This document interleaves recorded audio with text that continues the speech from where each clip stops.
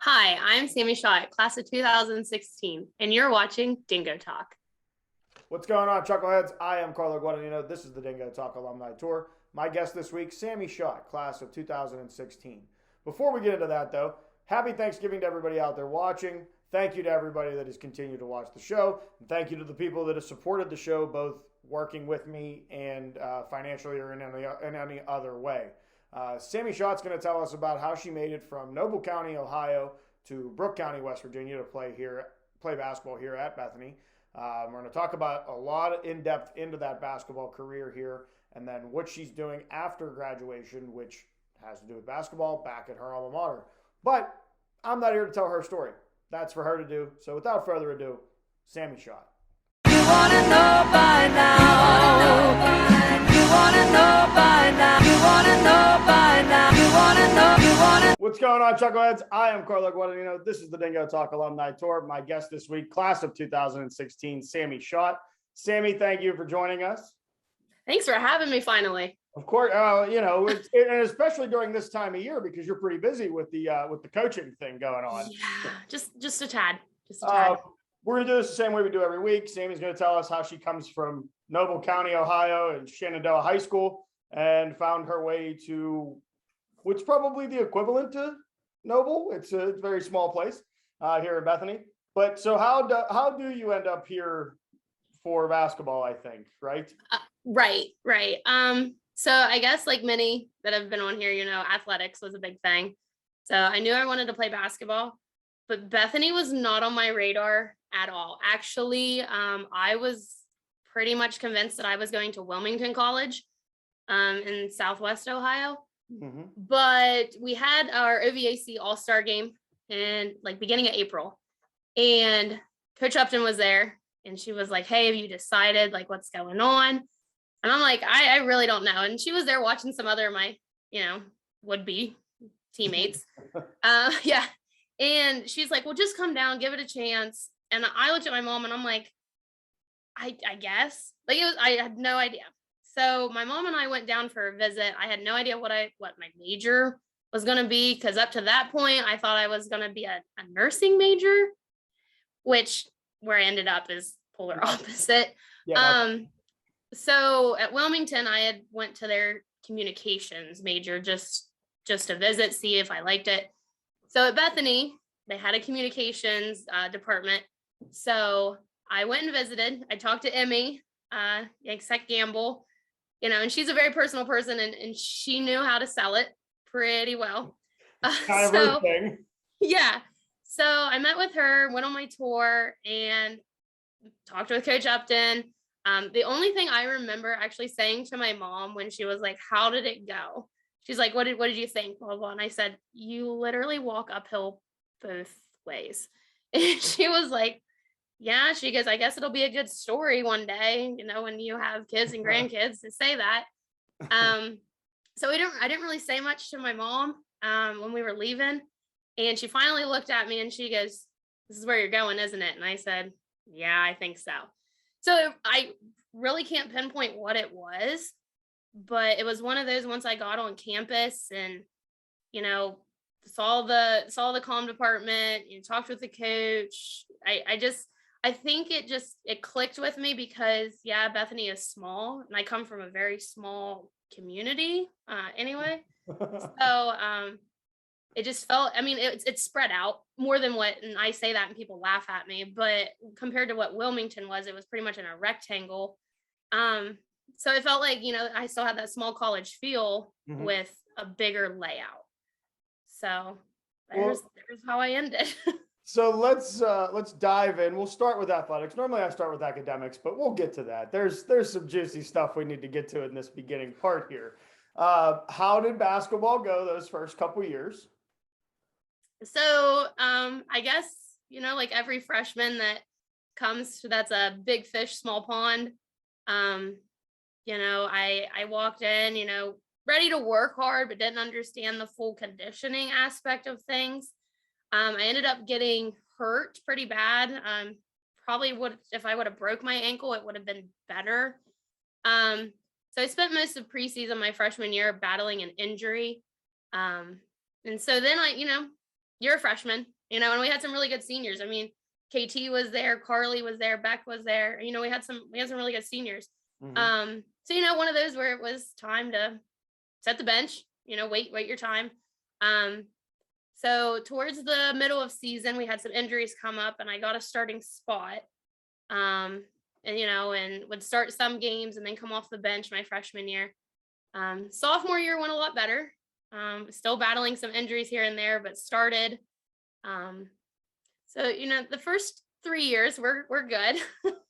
Put it that way. And you guys got to be involved in a couple really important things. I mean, one, you got to play against an inevitable national champion, and I think the 2 other years, yeah, it was a 2-time, and then the 1 year they were eliminated in like the Final Four or right somewhere in there. You were on the team with the girl Lauren, I forget what she had, but you guys were one of the teams that she got to play right before she passed. Yeah, so that would have been sophomore year. So I know Skylar and Taylor were still there. So it would have been sophomore year. We played in the Lauren Hill Classic. And yeah, she was there. That was actually one of her final games. And you know, we were fortunate enough to play against her. Was that? No. Yeah, either way, we played her. She was a captain. So I actually got to interact with her. Because I was a captain that year. And I mean, it's just amazing to see somebody go through something like that and still have love for the game and still want to come play. You know, the coach did talk to Upton and they worked it out. And when she got in, you know, we were told, you know, she still wants to be treated like a basketball player. So yeah, we played some defense on her. But she did score. And I mean, it's one of those things that, you know, you're happy to be a part of. You're grateful to be a part of something like that. The only time I think we've been on ESPN. So just little things like that. And then you did talk about Thomas More. So those were some scary games, just because of the caliber of team that they were. And Sydney Moss was on that team, and lucky enough, I got to guard her. You drew the stick. Yeah, so that was fun. My favorite thing was, you know, she could easily score as many points as she wanted to, and there was a couple games where she did. But I remember scoring a 3, and I was so excited because she guarded me too. I was so excited. I was like, you know what? We don't care. I just made a 3. Like, this is awesome. And she immediately goes, ball. And I'm like, this isn't good. This isn't good. So I go back on defense and one dribble, pull up 3, right? Gets a steal. You know, I mean, just started for the game. Hey, so you hit a 3 in her face. Yeah. So my teammates yelled at me and said that, you know, I caused this. And I'm like, wait a minute. I'm pretty sure that this was going to happen anyway. So you're probably right. Yeah. So, I mean, but it was fun. I mean, they went on to win 2 national championships, and the Elite 8, they went out that 1 year. She tore her ACL. So, yeah. But I mean, even they would have hands down won it that year. Well, they were like an underdog for like the first 2 rounds. And then after they got through that, it was like, who can beat them? And then she gets hurt in that first half, and it changed everything. Yeah. And it's interesting because that next year, the coaching staff used that and learned from it. I don't think she played more than a half of basketball the whole regular season. I mean, they got used to what if this happens, and they had a rotation where, I mean, let's be real, their second string were starters probably in every other team in the conference. Oh yeah. I mean, they went to their bench, they didn't lose anything. She just elevated them to that just next level. I mean, anytime you get a D1 starter, you know, every D3 college is like, please come see us. And not just a D1 starter, but the SEC Rookie of the Year her freshman year. So so that brings us to junior year. And some things went down, and I had Lexi on the show many months ago, and she told her side of the story. You are another part of that story. So what went down junior year? Well, it was actually my senior year. So, junior year was just like the other ones, playing, whatever. So senior year comes in and, as a senior, there are some things that you've been around, the system, the program. Yeah, you're getting new teammates in. We've had transfers, we'd had a new class of freshmen, and we had some that definitely contributed to our team. They helped a lot. But then it got to the point where things weren't adding up when questions were asked. So, and now that I'm a coach, I see all of this. And like I do with my girls, I encourage a conversation. So, a few of us went and had individual meetings, right? Just wanting to know reasonings, wanting to know what's going on, why, just to get the reasoning behind things, which, and I don't think that's an invalid question. No. So when it came down to it, we got together. So a couple of us got pitted against each other. Myself and Gab Naples, especially. As we started thinking about things weren't adding up. So we had been really good friends up until that point. And we had kind of stopped talking to each other because of things that were said in individual meetings. So finally we looked at each other and we're like, listen, what's going on? Like, I hear you're saying this stuff about me. This is what the coach is telling me. And she was like, I never said any of that. And vice versa. So we had those things and it just came down to it that we were tired of the mind games that went along with it, because, as D3 athletes, like you want to win. Mm-hmm. We're not on scholarship for our sports, right? We play it because we love it. We think the game is fun. Yeah, we want to win. We're competitive. I mean, that's why we're there. But it got to the point where it was just like, this isn't fun. Mm-hmm. Like, we'd been through the whole, bad, the good, the highs, the lows, just to have to battle more and stress more over things. So we got to talking as a team about our thoughts towards things, and there was 4 of us that went together. So Gab Naples, Lexi Naples, Shelva Burns, and myself. We said that enough's enough. And so we went up. Well, we met with our teammates first, right? So we wanted to let them know what we were doing. Some were like, good for you guys. Some were like, I can't believe you're doing this. Why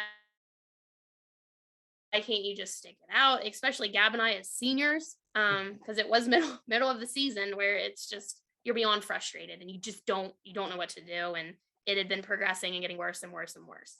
I spent many, many nights on the phone with my parents because, basketball had been a huge part of my life for a really long time. And I remember my mom going, what's the straw that broke, the camel's back? What is making you now say, this is what I'm doing? And I said, I love basketball and I'm afraid if I stay, I'm going to hate it for the rest of my life. And she goes, I think you have your answer then. So I had parents that supported me in this decision. So that helped. And we went up and we talked to her. We had their assistant coach in there, and there were ways that she could have salvaged us. And maybe if she would have just had a conversation, like, why is this happening? What's going on? What can I do? What do we need to do? But it was more or less like, okay, you're quitting.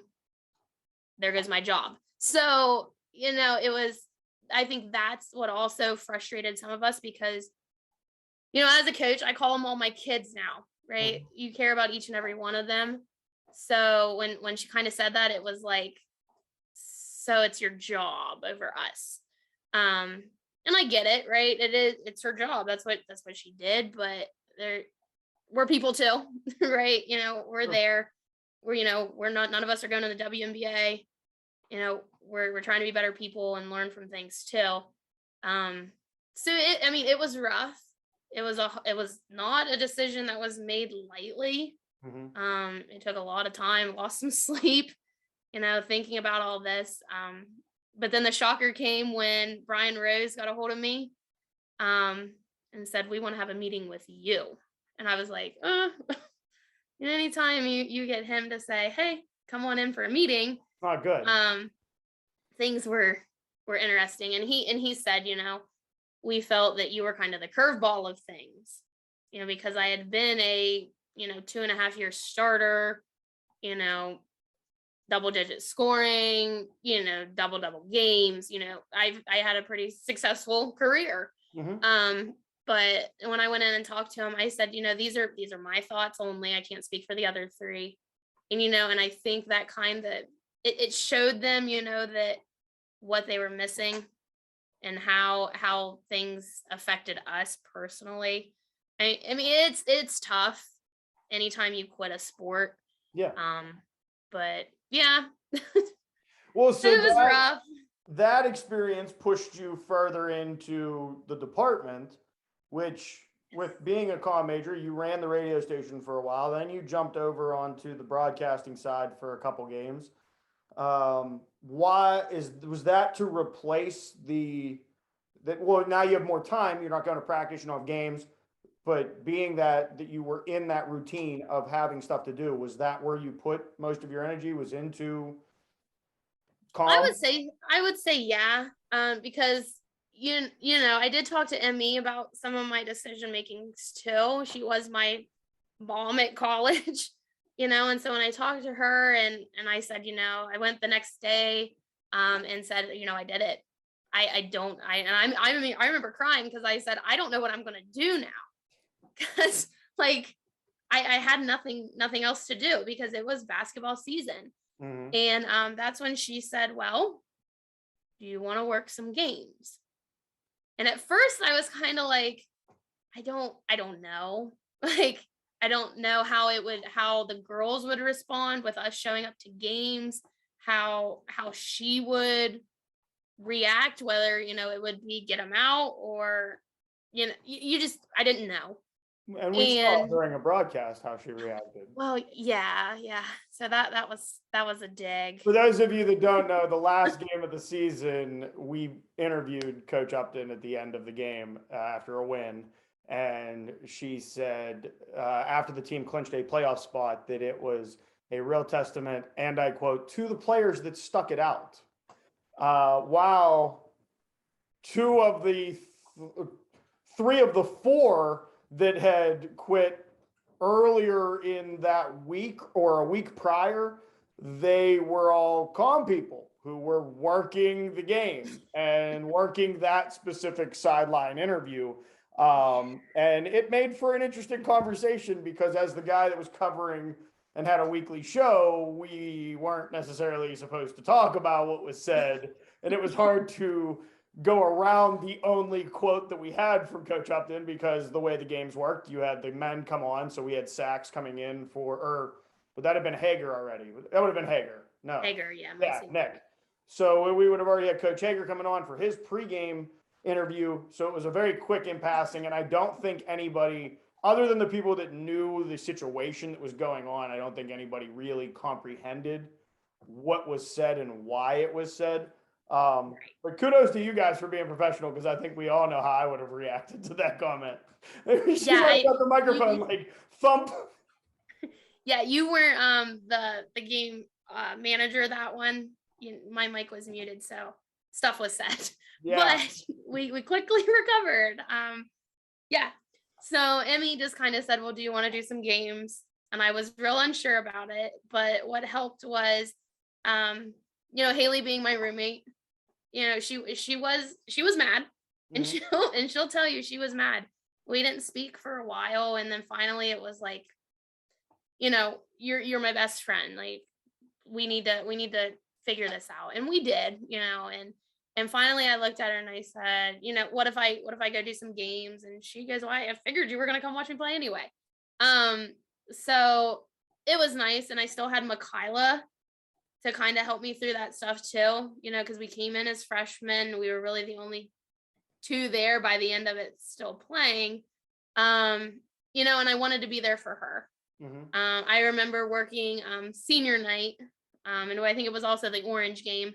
And so we did the we did the pregame, and I had a gift for her, and I took it down and told her good luck and I'll be up there and don't worry, I got all your catchphrases ready and things like that. So it helped that I had those that were still playing, my former teammates that were like, yeah, you need to be here. You're still important to us. You're still our friend, and when you're on a team, you build a bond.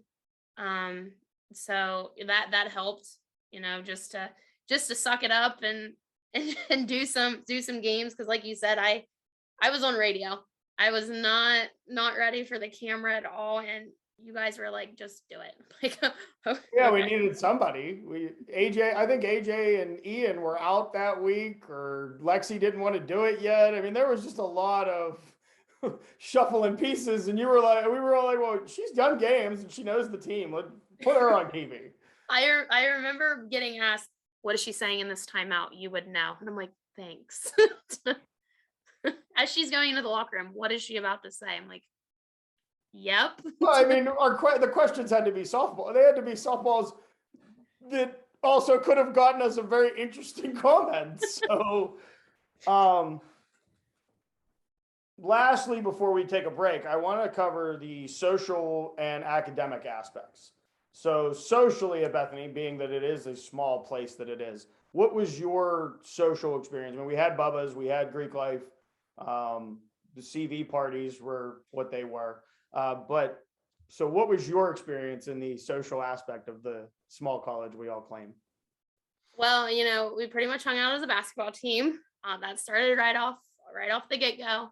I was in Zeta. Well, am, but so I was a Zeta. Was not sorority housing was not for me. It was not in the cards.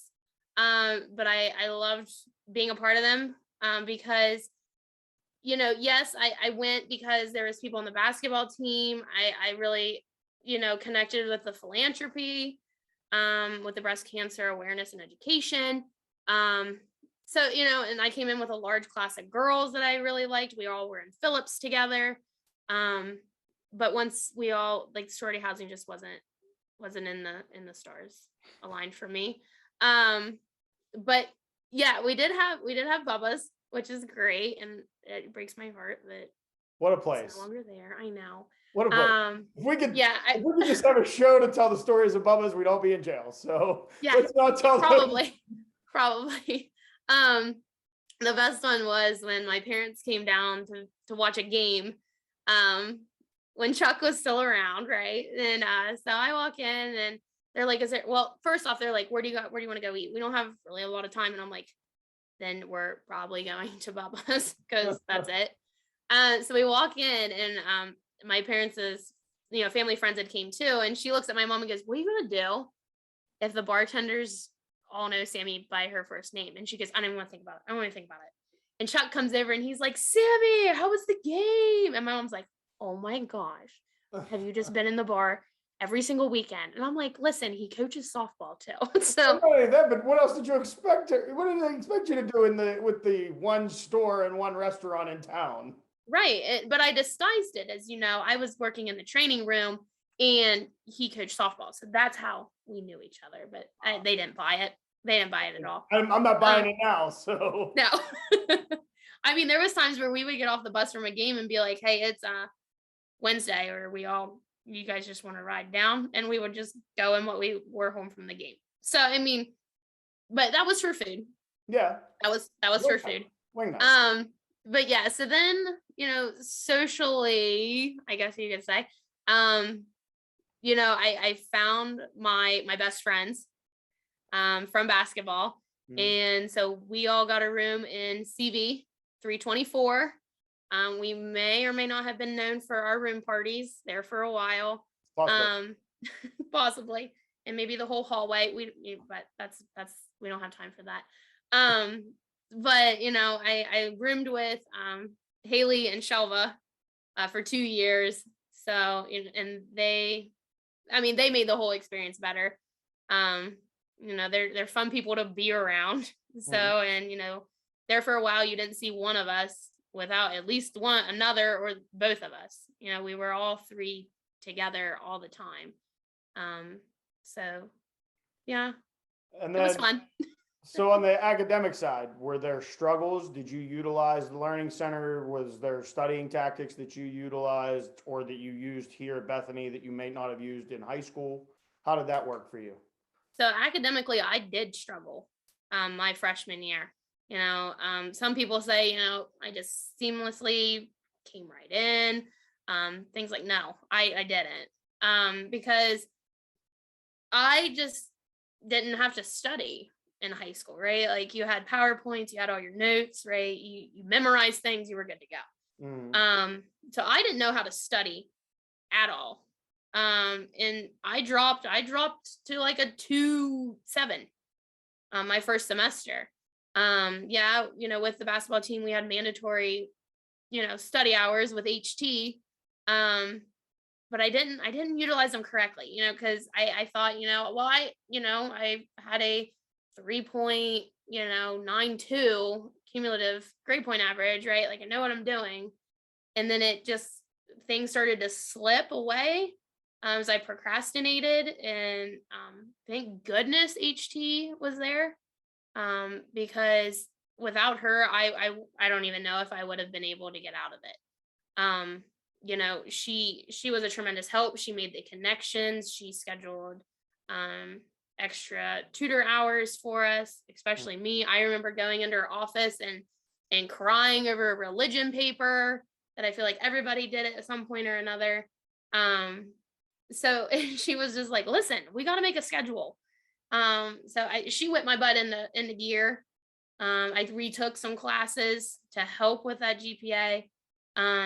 Got things up, you know, and graduated summa cum laude, you know, so was a senior fellow for the comm department, you know, so it really took somebody on me to say, listen, you're not going to make it. Yeah. Unless you do the following things. So thank goodness she was there.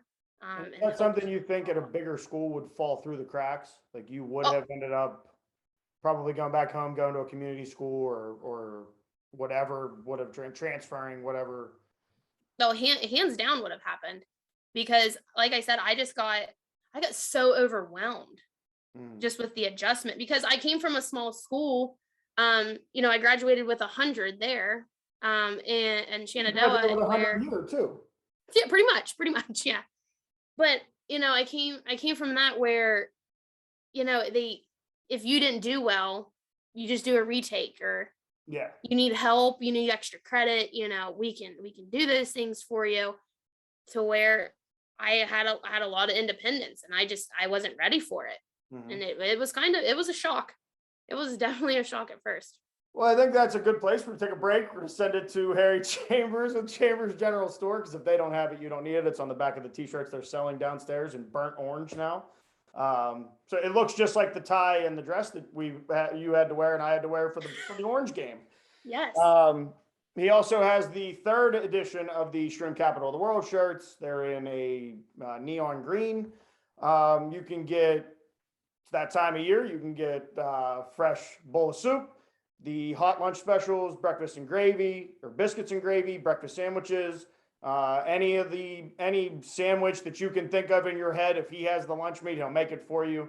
And if you came to Bethany and didn't come to Bethany or didn't go to Chambers, you didn't actually come to Bethany because it's just not possible. It's one road.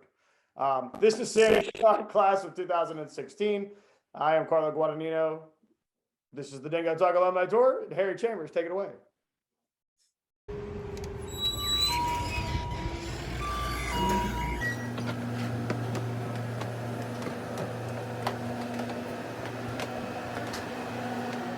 While you're in Bethany, make sure you stop in the store for a daily lunch special, breakfast sandwiches all day. Try out the biscuits and gravy, guaranteed it'll fill you up. And also look for our new burnt orange Chambers. If we don't have it, you don't need it t-shirts. And our psychedelic green 3rd edition Bethany Mushroom Capital of the World t-shirts. Now back to you, Dingo. What's going on, Chuckleheads? I am Carlo Guadagnino. This is the Dingo Talk Alumni Tour. My guest this week, Sami Schott, class of 2016. We left off. We covered the trials and tribulations of basketball, the social and academic aspects of Bethany, and now we've come to that point of the show where we talk about the test that connects all of us as alumni. Sami, you already pointed out you graduated soon. That Greek Latin thing. The smart one. Yeah, that one. Yeah, it's up there. I was not near that part of our class. I was, I think, in the middle, hopefully. So bottom third. Hey, diploma. I got it. It's right there. It's on the wall. That's what you need. So we were talking the break about studying for comps. What was the best study tactic that you used that got you through comps? My study partner, Nick Plesh. Because Nick and I had been friends for 2 years. We lived across the hall from each other. So when we were like, okay, we've got a game plan, right? Because comps scares everybody. Mm-hmm. So he basically woke me up at the same time every morning, right? Because you gotta get in a routine of being ready in the morning. So he would say, come on, we're leaving, right? So we would go to the beanery, get coffee, get a sandwich, and then we actually went to the comm department. Mm-hmm. And just went in one of the offices, and we told whoever else was going through, hey, we're down here. You guys want to come study with us? And then we went basically course by course with notes, and they gave us a study guide, which helped out, tremendously, but you really never know what it's going to be on. So we just we pulled all our stuff together, and, just like with the tradition and the history of Bethany, you had people before you who, willed down their stuff. Mm-hmm. So I had, I had Taylor Verico's stuff, who she had willed down, so there was, I think, trying to think who all the other Zetas were in there. There was just so much stuff. It was in a tote, in a blue tote, that I got and said, here, this is how you pass comps. And I was like, oh, this is great. Yeah. So it was one of those where, we pulled stuff together. Nick was great to, talk stuff through. We had the dry erase board full of stuff. We would have people pop in and out and say, hey, does anybody got this stuff? And we would say, do you have anything? Yeah. Right. You would come by and say, how's it going? You guys got this? I don't have anything. We have this. I wasn't really, my notes are not really clear. I don't know what was going on that day. Right. But don't worry, I had that too, where I'm like, I don't have anything from this class. Like, did I even go? So, that was nice to have those people to bounce ideas off of.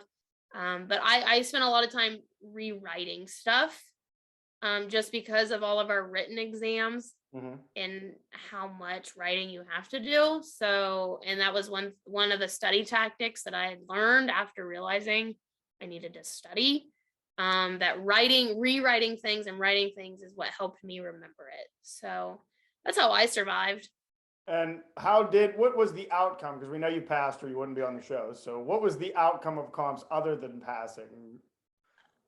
I was that close to distinction. I was going to say, I thought there was a story behind that. You were a cusper where you were almost there, but. Yeah, my writtens were great. But I had, what was her name? She taught human development. My first semester. No. She was in education. She was gone by the time we graduated. No, she was there, but she didn't stay much longer. Anyway, I had her for human development.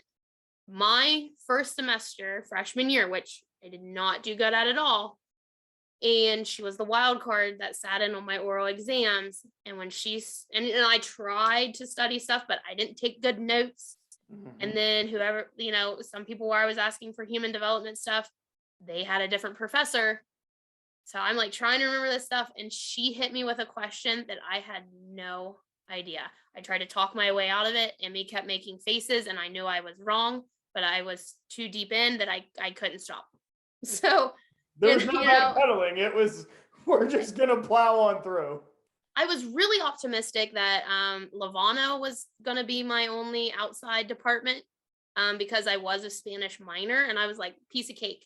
I can do this. He can ask me in Spanish. Like I'm ready to respond. And then when she got added on, Ikard was her name. We'll have to wait a couple episodes for my story with Ikard, but I also have one. Yeah. And when that came out that she was also on it, I was like, this is what's going to kill me. And it was, but hey, I got my button that said I'm accomplished. I walked out. Found my button actually that says I'm accomplished in the bison in a star. Yeah. And yeah, you work so hard for that extra button and that little, star by your name at graduation. But you know what? I had a great experience at Bethany, academically, socially, everything we've talked about that. At that point, it didn't matter. But when I walked out of those doors, and I think the comm department has the best because, right, you can sneak around and you can see who's all out there. There were so many people. And to me, like that just shows that it's all worth it. Yeah. Right. You have your friends there. My parents were on the phone, like walking out and having signs and people cheering, that's what made it more memorable than anything else. Knowing that, that week of literally hell that you go through, and you walk out those doors, those heavy doors that almost kill you when you're coming out. But, and having those people there, the people that you want to see when you walk out and you're done. So for those that are going to be taking comps coming up, those Bethanians that are trying to come to the alumni side, what advice would you give them? Take a break at some point. I mean, Nick and I, and, you were in on it too. We studied so hard for a whole week that your brain gets overloaded. And so Saturday, I did nothing. Nothing comps related. I didn't even open my tote. We didn't. I went out to eat with my friends. We kind of de-stressed. We watched movies, we just hung out. And then Sunday we refreshed, we went everything. But take that break because you're going to overwhelm yourself, and then you're going to psych yourself out that you're not going to remember it when you are. You really will. If you work hard and you study, collect your stuff now, right? If we got freshmen watching this, keep everything major related.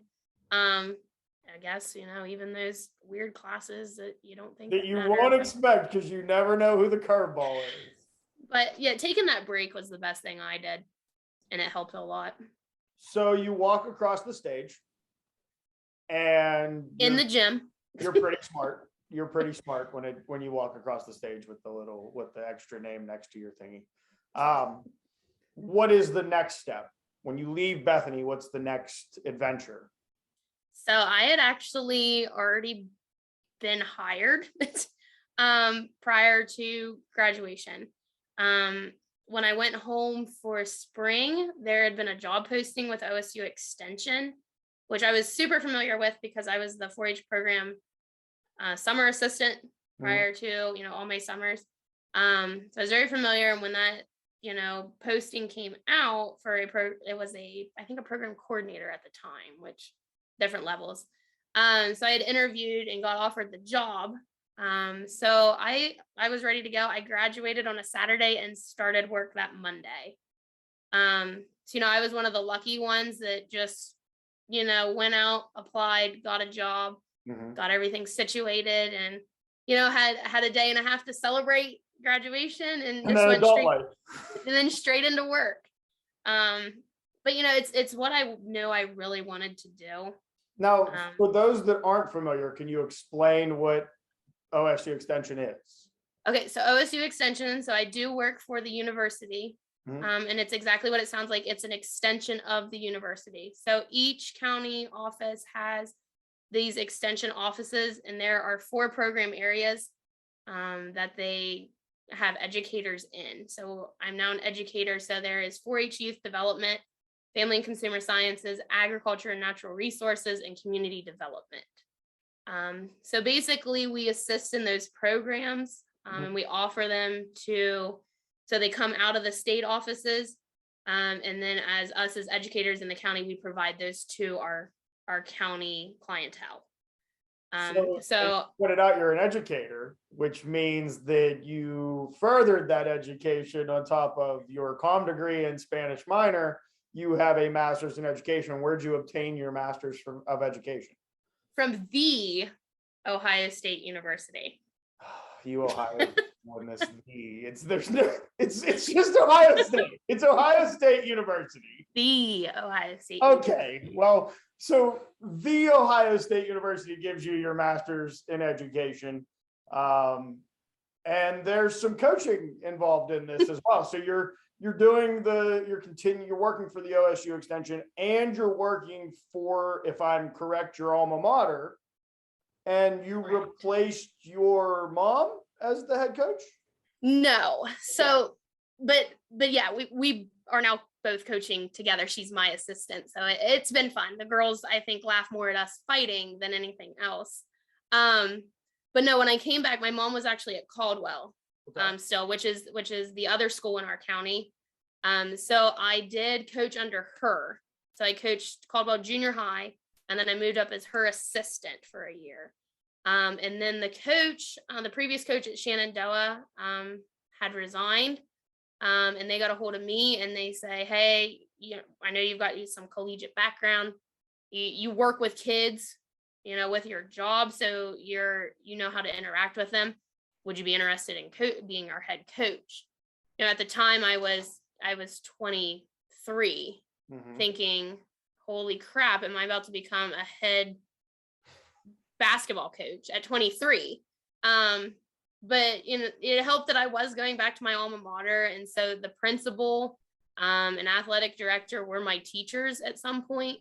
So I knew them pretty well. And then when I met with the superintendent, he basically said, we wouldn't have you in here if we didn't think you could do it. So I made that jump real quick. My mom followed. Well, she took a break, but she never really took a break. We would watch film together and stuff like that. She said that, she missed stuff that I did in college because she was coaching. And my brother, there's 10 years between us. He's in high school, and she said that she wanted to make sure she was there for him. He plays football, so not missing any of that. But she is back now as my assistant coach this year. So to be a fly on the wall at those meetings, that has to be some interesting conversation. She's only quit like twice this season so far, so I think we're doing good. It's it's just a steady process. Right. So I have two questions. You were a Division III athlete and you went to Bethany, so they both are going to pertain to those two things. If you were, actually, before we do that, you have a connection to the current roster here at Bethany College, do you not?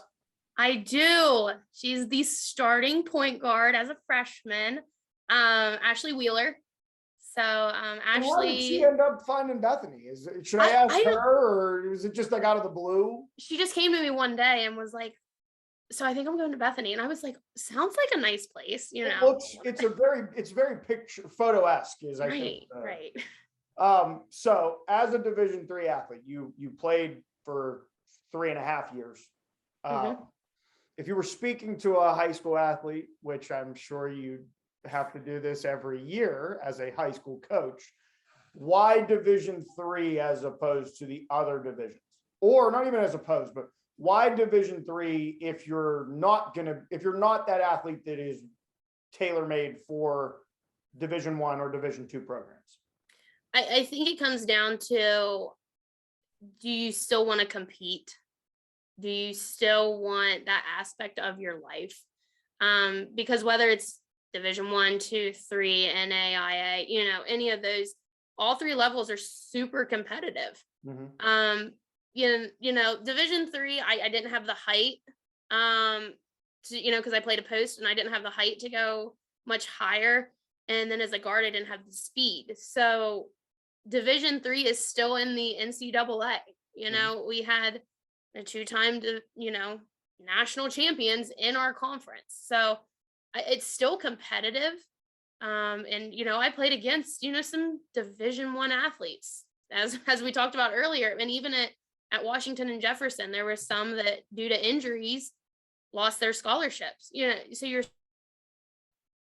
still playing against an excellent caliber of athletes and teams and who's around you. But it really comes down to, do you still want to play? And I think that's with across any division, right? So when I have high school, like you said, I talk to high school girls all the time about this kind of stuff and what's the next step look like. And when I was talking with Ashley, because she was my last one that came through, now is playing basketball anywhere.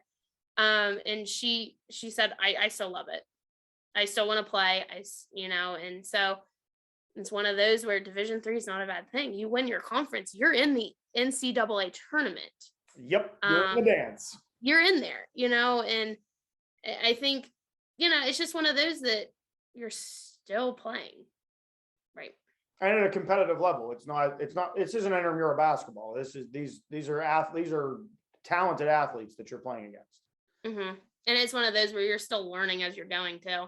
The other question, and I'm sure you've never had this conversation with anybody that's here at Bethany College now, but why Bethany? If you were selling Bethany College, how would you do it?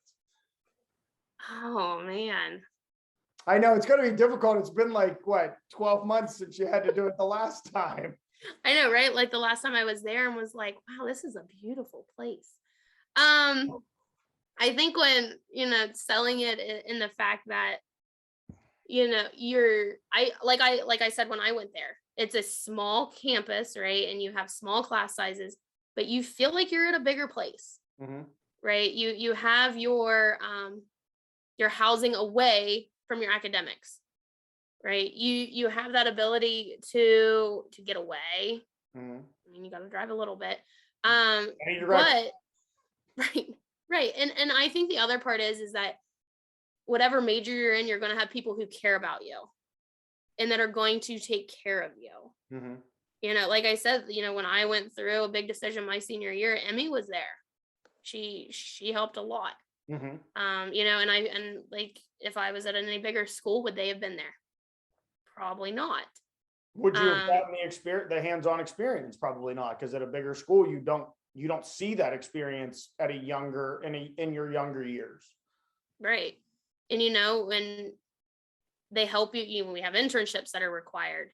We had, I always think of what was it, professional transitions, mm-hmm. where we had to have a resume done. We had to have, this stuff. We had to learn real world things. If you went to a bigger school, would that have happened? Probably not. No. So. Well, we've come to that point. I want to say thank you very much for being a part of the show. Thank you. Thank you for having me. If you're just joining us, this is Sami Schott, class of 2016. If you just joined us, go back and watch the rest of it first before the end. If you feel like it, I'm not here to tell you what to do. You can follow us on Instagram, TikTok, Twitter. Those are the three. Instagram, it's dingo_talk. TikTok and Twitter, it's @DingoTalk. You can also hit the subscribe button, which is probably somewhere right around the middle of the screen right now.